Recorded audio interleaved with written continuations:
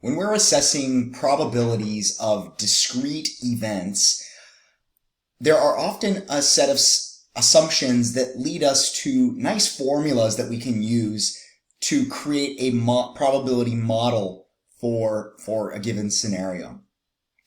Now, distributions are used to model those scenarios, and we have to have a fixed set of assumptions for this to take place.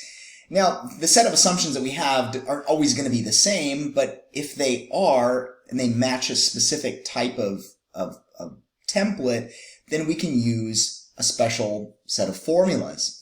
Now, the binomial distribution is a discrete distribution in that the events that we have occurring result in one of two possible outcomes, what we call a success or a failure. Now, consider the toss of a fair coin. So we have a two-sided coin with heads, tails. It's fair in that both sides are weighted equally. You toss the coin 3 times. What is the probability that you get 2 heads? Well, let's count these scenarios. So we have 3 coin tosses, and the ways in which I could get 2 heads are for the first 2 outcomes to be heads, and then for the third one to be tails. Now that's 2 heads. It doesn't say 2 or more. It says 2 heads. Then we could have actually a heads in the first position and a heads in the last position and a tail in between. Now that's not all. We could also have a tails first and then 2 heads. And really those are the only ways that we could arrange to have 2 heads mixed with 1 tail and 3 coin tosses. Now here's the thing, each one of these have the same probability. This is 1/2 probability that we get heads on the first toss, 1/2 that we get heads on the second, 1/2 that we get tails on the third. So for a second, I am going to write this as follows. These two are my heads. So I have 1/2 squared times 1/2. Now they're all 1/2 in this case, but I want to focus on the fact that one of these corresponds to the tails. And similarly here I have 1/2 times 1/2 times 1/2, but this first outcome and this third outcome are heads, and so I'll write that as 1/2 squared, which corresponds to the probability of heads times the probability of head. And then this one here in the middle is for tails, but again, since the order multiplication doesn't matter, I can kind of visualize it however I would like. The third one, we have 1/2 times 1/2 times 1/2, and these two events right here are heads, and that's a tail. So once again, I can think about this as the probability of heads squared times the probability of tails. But here's the thing, each one of these outcomes has 1/8 probability, has 1/8 chance of each of these occurring. So altogether, if I sum these up, I get 3/8. Now it's fairly simple. If we were to say, define P to be the probability that a coin toss, a single coin toss, results in heads. Okay, and let's now consider this other event, which is the probability that we get tails. So if there's only 2 outcomes, there are 2 outcomes, right? Either heads or tails. That means if the probability of getting heads is 1/2, that means the probability of getting tails, which would be 1 minus P, which is 1/2, because if a head doesn't occur, then that means the only other possibility is a tail. So I'm going to write this probability as Q, which will be 1 minus P. That way we don't have to keep writing 1 minus P. But we see that each one of these events, if I were to write each one of these probabilities as a multiplication involving p and or q, then I see that each of these involves p squared times q, and again p squared times q, and p squared times q. So I could write each one of these three probabilities as p squared times q to the, I'm going to write that as q to the first power. So that's basically 1/2 squared times 1/2. And we could put a power of 1 on each of these to emphasize that. Now the only thing is that I have 3 of them. And how would I know that there are 3 of them? Well, here's the beautiful part. If I consider the fact that I have 3 slots, using a combination here, if I have 3 slots and I want to know how many different ways can I fill 2 of them with heads, how many different ways could I pick 2 of them to throw a head in there? That would be 3 combination 2. So this is the number of tosses. This is the number of desired heads. This is also the number of desired heads. And this is the number of tails that we're going to get as a result. Well, if we have 2 heads, then 3 minus 2 will tell me the number of tails. Now let me do something magical here. It's the probabilities themselves aren't the ones that are important in deriving a formula like this, but if I have n tosses and I wanted to know how many ways there are to get r heads in those n tosses, so n was 3 here, r was 2. Now r has to be less than or equal to n. And then I will have, let's see, well, the probability of heads multiplied by itself, r times, just like here we had 1/2 squared, because we had 2 heads. And then we'll have q, the probability that we get tails. Well, we're going to have 3 minus 2 tails if we get 2 heads. And so here we have n tosses r heads. That means n minus r of them are going to be tails. And so this more generally allows me to now calculate the probability of getting r heads. This is the probability of r heads. And the beauty of this is you don't have to go through and count all the ways in which this could happen. For example, if you had 20 coin tosses and you're wondering what's the probability that you get 7 heads in those 20 coin tosses, well, that means you'd have to consider all the different ways you could pick 7 slots out of those 20 and fill them with heads. This is a much more optimal way to do the counting piece and the probability piece. All right, well, we mentioned that this is going to be great if we have a fixed set of assumptions. So in our particular situation, we had 4 satisfied conditions. Each trial is either a success, and I'll put that in quotes because success doesn't necessarily mean good and failure does not necessarily mean bad. Success just means that the thing that we were assessing happened, and failure means it didn't happen. So it might be more optimal to say happened versus not happened. So maybe we're considering heads to be the success event and tails to be the failure. But don't take these words to heart. You could think about them as occurs or doesn't occur. Now, the second assumption that we satisfied was that each trial has a constant probability of success. The probability of success is 1/2 in this case, and the probability of failure, which we're calling Q, or 1 minus P, is also 1/2, and that does not change from trial to trial. It will never be the case that you get to a trial where the probability of heads changes from 1/2. Third assumption, there is a fixed number of trials. In other words, we're not just going to keep tossing the coin until we run out of energy. We're going to toss it exactly 3 times. The final assumption is that each trial has an outcome that is independent of all other trials. So by that, what we mean is that the outcome of one coin toss does not influence the outcome of any other coin toss. And you could probably agree with that Just because I've tossed 5 heads doesn't mean that the next one is going to be a tails. The outcome of one coin toss should have no bearing on the outcome of any of the other coin tosses.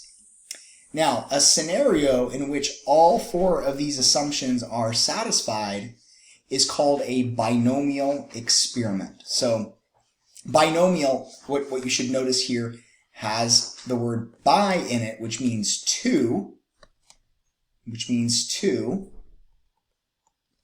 Nomial is like two outcomes, 2 values, 2 possible values. Okay, so 2 values. It's a 2-valued experiment. It's either a success or a failure, whatever we call those. The random variable x is called a binomial random variable and can be modeled with the binomial distribution. So sometimes we'll write x is distributed. X is distributed as a binomial random variable. And it has two qualities, 2 inputs that are needed. We need to know the probability of success, and we need to know the number of trials. So if the probability of success is not constant, or we do not have a fixed number of trials, this distribution is not appropriate to use.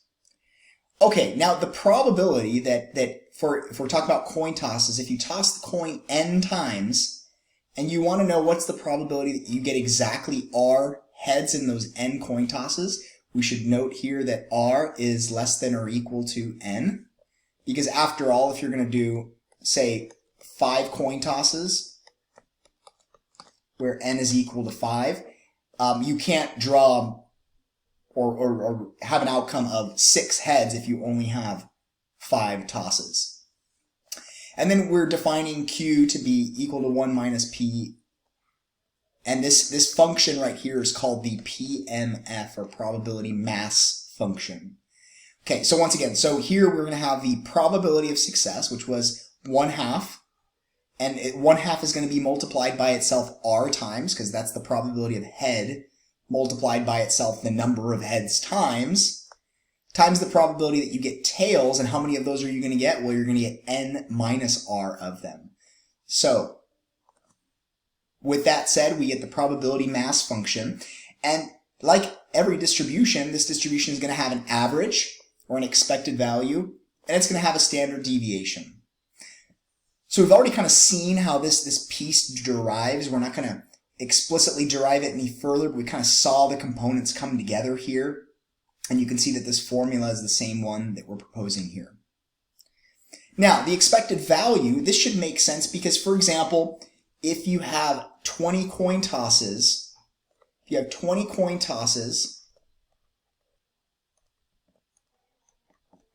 and you have n equals 20 coin tosses and p is 1/2, then you should expect approximately 1/2 of your outcomes. N times p will be 20 times 1/2, which is equal to 10. So you should expect that if x is the number of heads that you would get 10 heads. Now, will you? There's no guarantee, because these are random events. You could end up getting 13 heads, or even 7 heads, or maybe even 1 head in those really rare circumstances. And then the standard deviation is the square root of n times p times q. Okay, let's do one quick example with this. And by the way, this expected value and standard deviation, we could use the definition of an expected value and mathematically prove that these are true in general, but we're not going to do that here. But they do come from the definition, and they do come from doing some algebra and some mathematics on the expected value function. Okay, so example 1, use the binomial PMF to show the distribution of heads in 3 coin tosses. So in this case, we know that x is the number of heads in 3 coin tosses. And given that that's true, we know that x will be one of the values in the set. Well, you could have 0 heads, you could have 1 head, you could have 2 heads in those 3 coin tosses, or you could have 3 heads. These are all the possible outcomes. Now we've already found the probability of getting 2 heads. We already know that this right here is going to be 3/8. But let's go ahead and show that according to our probability mass function, that the probability that x is equal to r is equal to n combination r times p to the r times q to the n minus r. Okay, so if we create a little table, and in this table we list the value of x, and then here we'll compute the probability that x equals r. Rather, better yet, I should probably write it as r. Okay, so r is equal to 0. Well, that means I'll have 3 combination 0, because I have 3 events, n equals 3. The probability of getting ahead is 1/2 to the 0 power, which will just be 1, times 1/2 cubed. Now in this case, it's just going to be a bunch of 1/2s, but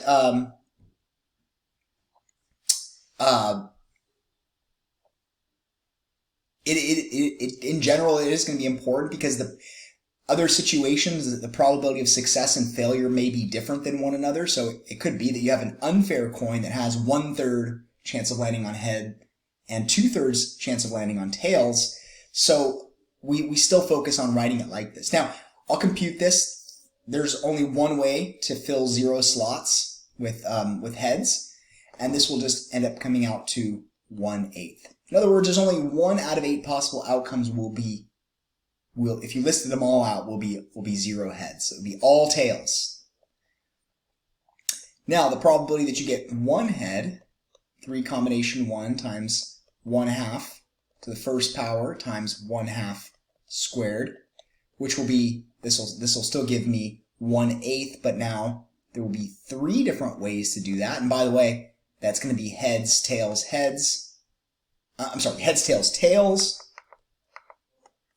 You could have tails, heads, tails, or you could have tails, tails, heads. And those are your 3 out of the possible 8. Now we already know this one. This is 3 combination 2 times 1/2 squared. So probability of heads multiplied by itself twice. 1/2 to the first equals, and this will be 3/8. And we've already listed out this one up above. And then now to get 3 heads, well, there's only one way you could get 3 heads, and that's by getting all 3 heads. So here we have 1/2 cubed times 1/2 to the 0 power, which is equal to 1/8. Okay, there it is. There's our probability distribution. Now let's just go ahead and plot these so we can visualize these probabilities. So here we have the outcome, and here we have the probability of that outcome. And the highest probability, let's just go in 8s here. We'll call this 1/8, 2/8, and 3/8. And so we know that the probability of getting 0 heads will be 1/8. Probability of getting 1 head will be 3/8. And then 3/8 for 2 heads, and 1/8 for 3 heads. And there's our probability distribution in a nutshell. So we'll go ahead and stop the video there. In the next one, we'll take a look at a couple more examples of working with this. And the coin toss example is just a really pleasant one to be working with because we're all used to coin tosses. But we can think about many binomial situations as just being a variation on the coin toss problem.